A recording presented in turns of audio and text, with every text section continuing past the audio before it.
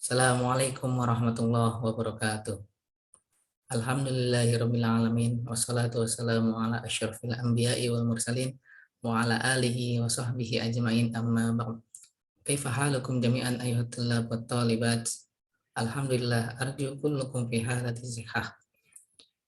Alhamdulillah al-an sanata'allam fa sanatashawwar wa sanadrus ma yata'allaq bi al-lugha al-arabiyyah.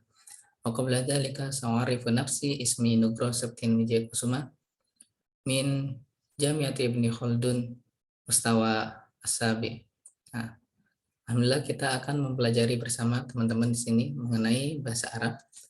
Sebelumnya saya akan memperkenalkan diri. Saya bernama Nugro Septin Wijaya Kusuma dari Universitas Ibnu Khaldun Bogor. Nah, teman-teman, di sini kita akan mempelajari mengenai kaidah, yaitu yang berjudul tentang al-ismu an-nakirah wal ismu al-ma'rifah. Baik, mari kita mulai pembelajaran kita hari ini dengan membaca basmalah bersama. Bismillahirrahmanirrahim.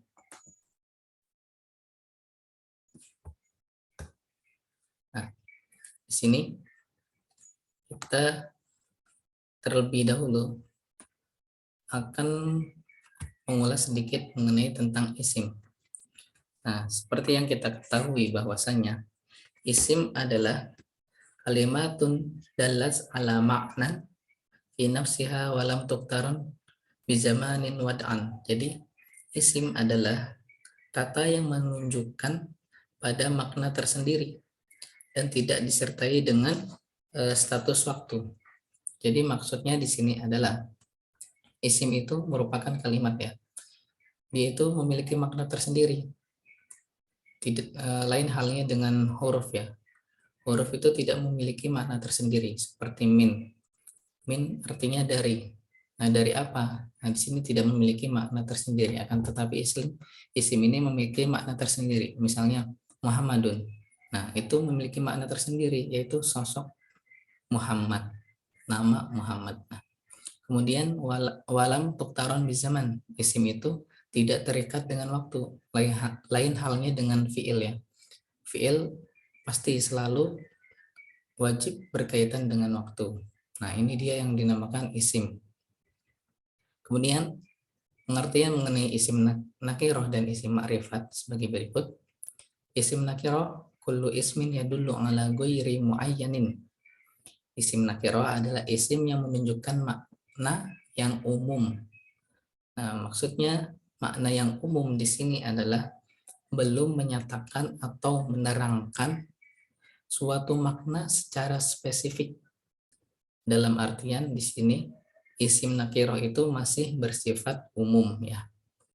Biasanya isim nakiroh di sini adalah diakhiri dengan tanwin atau tidak didahului dengan alif lam.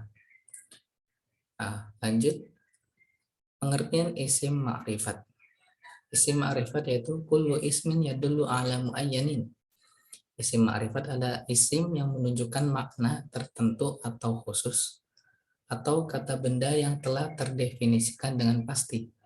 Nah, ini kebalikannya dari isim nakiroh. Jadi dapat dikatakan bahwasanya isim ma'rifat adalah menyatakan makna tertentu yang sudah menjelaskan atau menerangkan sebuah makna yang sudah spesifik. Nah, jadi isim ma'rifat itu bentuknya sudah khusus, bukan umum lagi. Nah, di sini nanti ada beberapa bagian-bagian dari isim ma'rifat. Di sini ada termasuk isim ma'rifat itu ada isim yang didahului dengan al, kemudian isim alam, isim domir, isim isyarah, isim mausul, dan mudhof ilaih. Nanti akan kita pelajari bersama. Nah, lanjut di sini ciri-ciri isim nakiroh dan ma'rifat. Yang pertama, ciri-ciri isim nakiroh. Nah, dari pengertian yang sudah kita urai, maka akan terdapat ciri-ciri nakiroh dan ma'rifat. Ciri-ciri nakiroh di sini yaitu diakhiri dengan tanwin dan juga tidak diawali oleh alif lam. Contohnya apa? Di sini ada rojulun, seorang laki-laki, mar'atun, kitabun. Nah, di sini terlihat Ciri-ciri nakiro yaitu diakhiri dengan tanwin dan tidak terdapat alif lam. Untuk lebih mudah dimengerti, dapat dikatakan bahwa isim nakiro adalah isim yang dapat memasuki atau dapat dimasuki dengan alif lam. Ini kuncinya ya. Jadi isim nakiro itu dapat dimasuki alif lam yang menyebabkan dia itu menjadi ma'rifat. Contohnya di sini rojulun menjadi arojuluh, kitabun menjadi alkitabu. Jadi isim ma'rifat itu ciri-cirinya bisa dimasuki alif lam ya. Nah, isim di sini seperti yang sudah kita jelaskan, isim itu bisa nama orang, bisa nama hewan, bisa nama benda ya. Nah, di sini nakiro itu cirinya diakhiri tanwin dan tidak ada alif lamnya. Itu dia. Contoh dalam suatu kalimat misalnya nakiro akhadtu kitaban, saya mengambil sebuah buku. Kitaban di sini itu masih bersifat umum. Jadi belum spesifik kitab yang apa yang kita ambil gitu kan. Nah, itu dia. Kemudian pengertian ma'rifat. Ma'rifat ciri-cirinya di sini yang kita ambil dari pengertiannya itu. Jadi isim ma'rifat itu adalah kebalikan dari nakiroh ya. Jadi ciri-cirinya itu adalah tidak ditemukan ciri yang terdapat pada isim-isim nakiroh. Tadi ciri isim nakiroh kan tanwin dan al. Nah, di ma'rifat itu tidak ditemukannya ciri yang terdapat pada isim nakiroh. Nah, itu di sini isim ma'rifat itu tadi ada banyak ya. Nanti kita bahas. Salah satu contohnya di sini ada Muhammadun, nama orang. Huwa hadza allati al masjidu. Nah, apabila masjidun, nah itu diakhiri oleh tanwin dan tidak ada al, maka nakiroh. Apabila al masjidu terdapat al, maka itu yang disebut dengan ma'rifat. Sebagai contoh di sini ada ma'rifat akhadtu al-kitab. Saya mengambil sebuah buku. Saya mengambil buku ini. Nah, ini sudah spesifik karena di sini adalah ma'rifat ya, didahului oleh al-kitab. Ini sudah spesifik buku mana yang diambil. Nah, itu sudah diketahui oleh mutakalim dan mukhatab. Seperti itu. Kemudian lanjut. Terdapat macam-macam mengenai isim ma'rifat, di sini terdapat 6 macam. Yang pertama al-ma'rifah bi'al, kemudian al-alam, ad-domair, kemudian asma isyarah, asma mungsulah, dan al-ma'rifah bil idofah. Akan kita bahas satu-satu. Di sini yang pertama aqsamul ismi al-ma'rifah adalah al-ma'rifah bi'al. Jadi didahului dengan al ya. Setiap isim nakiroh yang dimasuki al maka menjadi ma'rifat. Contohnya kolamun. Kolamun adalah isim nakiroh. Apabila didahului oleh al maka dia ma'rifah. Al kolamu, pena ini. Bakoroh. Bakorotun itu nakiroh.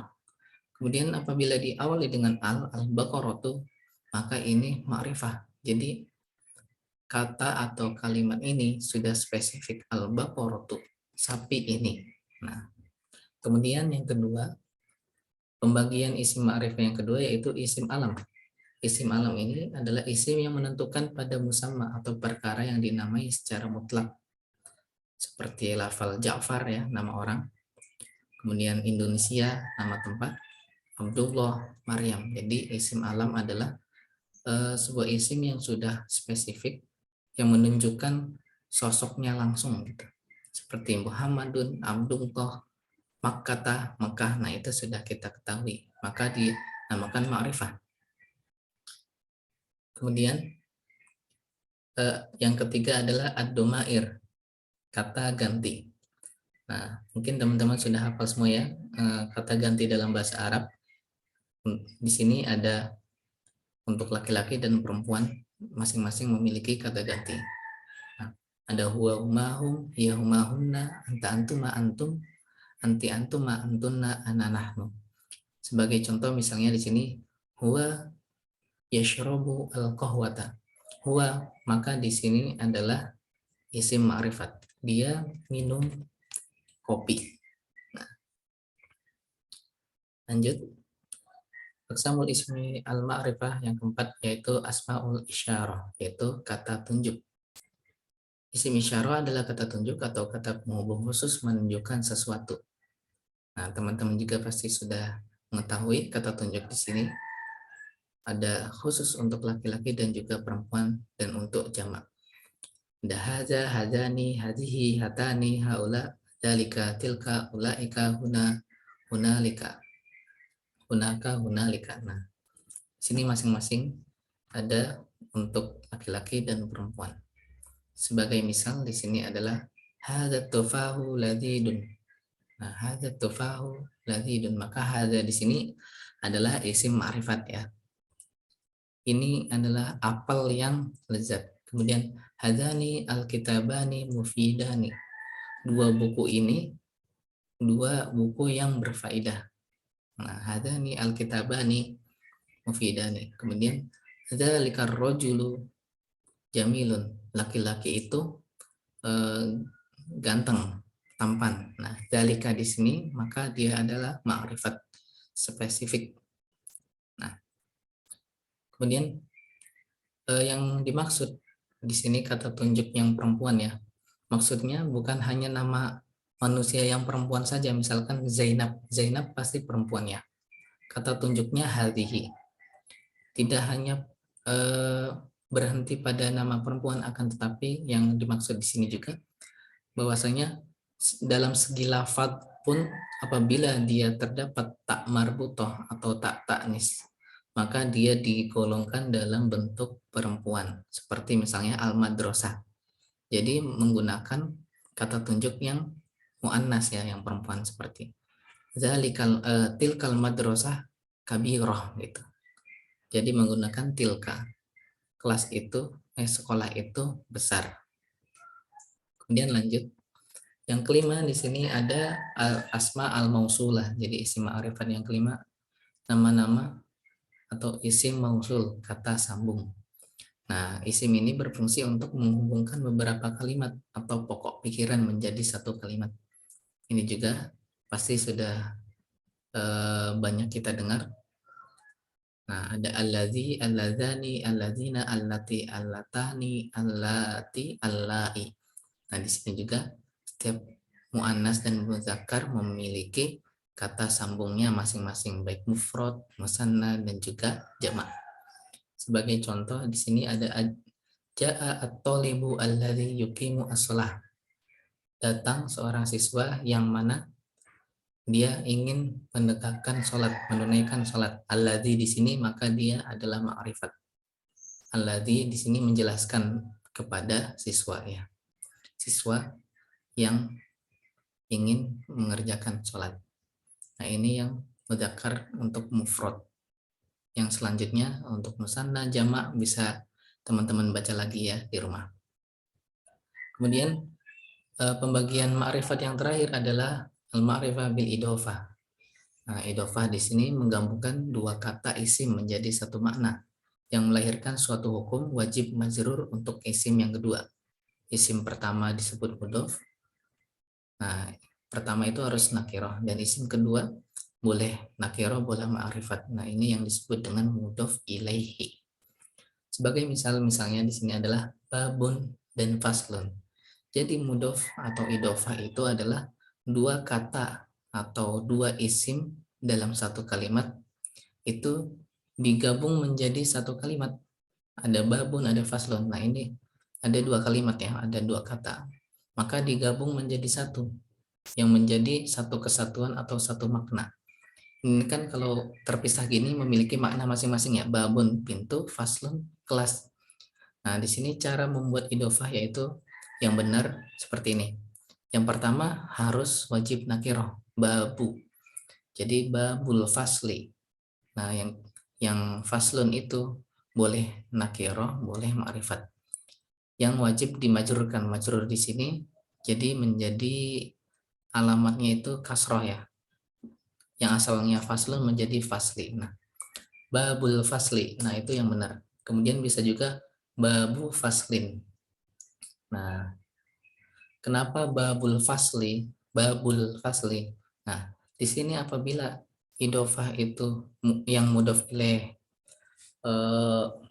terdapat alif lam, maka dalam bahasa Arab itu tidak boleh ditanwinkan ya. Apabila alif lam tidak boleh ditanwinkan. Nah, hukumnya tidak boleh. Jadi babul fasli. Apabila ingin yang mudhof ilaih atau kata yang kedua itu nakirah, maka ditanwinkan babu faslin. Nah, jadi bisa dua bentuk ya. Nah, kemudian di sini ada bentuk yang salah, al-babu al-fasli. Nah, itu salah. Kemudian babun al-fasli, itu juga salah. Kemudian babun faslin, itu juga salah. Nah, jadi yang benar itu seperti ini, babul fasli dan babu faslin. Nah, itu dia yang benar. Artinya pintu kelas. Nah, di sini sudah spesifik atau sudah maknanya itu sudah tertentu, sudah diketahui. Jadi idofa itu disebut juga dengan ma'rifat.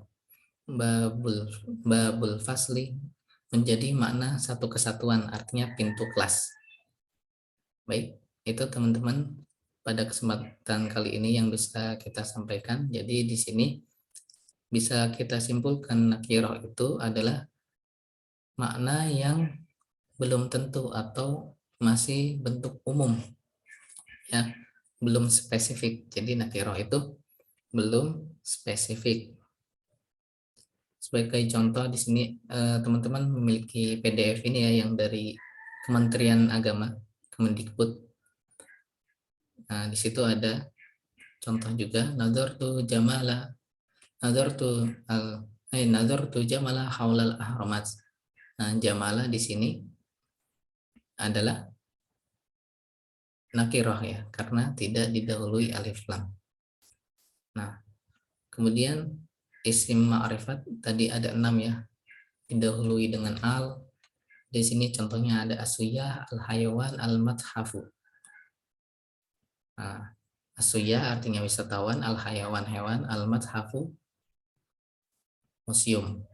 Ra'aitu asuyyaha fi syati'il bahri. Contohnya ya, ra'aitu asuyyaha. Nah, di sini ma'rifat dengan al, ya, asuyyaha. Kemudian ada alam tadi, Ibrahim, Fatimah, Malang. Nama tempat bisa, nama orang bisa ya. Contohnya Ibrahim talibun fil madrasah sanawiyah. Ibrahim murid di madrasah sanawiyah. Nah, Ibrahim di sini ma'rifat karena dia nama orang atau isim alam. Kemudian ad-domair tadi ada huwa umahum. Contohnya huwa yaskunu fi hayyil mator. Dia tinggal di area atau dekat di area bandara. Huwa di sini maka dia ma'rifat. Kemudian ada isim isyarah ya, hada hadhihi. Contohnya hadal usbu uridu an adhab ilal muthaf. Minggu ini saya ingin pergi ke museum. Hada maka dia ma'rifat. Kemudian asma mausulah di kata sambung. Dhahabtu ilal burji al-watani alladhi yaqa'u fi Jakarta. Nah, di sini yang ma'rifat yang alladhi isim ma'rifatnya. Saya pergi ke Al-Burjil Watani, nah, Menara Nasional, alladhi yaqa'u fi Jakarta, yang bertempat di Jakarta. Yang terakhir tadi idofah, dua kata atau dua isim yang digabung menjadi satu makna. Seperti misalnya di sini dhahabtu ila hadiqatil hayawan, hadiqah kebun, hayawan hewan. Nah, itu dua kata ya. Kemudian dia menjadi satu kesatuan. Hadiqatil hayawan. Saya pergi ke kebun binatang. Nah, baik teman-teman, semoga bisa dimengerti pada kesempatan kita hari ini. Nah, apabila ada yang belum jelas atau yang ingin ditanyakan bisa menghubungi Bapak langsung nanti. Baik, teman-teman, untuk kehadiran bisa diisi absen di komen di ini ya, di YouTube ya. Sekian dari Bapak. Semoga dapat dipahami dan juga dapat diterapkan dalam pembelajaran bahasa Arab. Nah, Tatim. bidua alhamdulillah wa kafartul majlis. Subhanakallahumma wa bihamdika asyhadu an la ilaha illa anta astaghfiruka wa atubu ilaik. Wabillahi taufik wal hidayah. Assalamualaikum warahmatullahi wabarakatuh.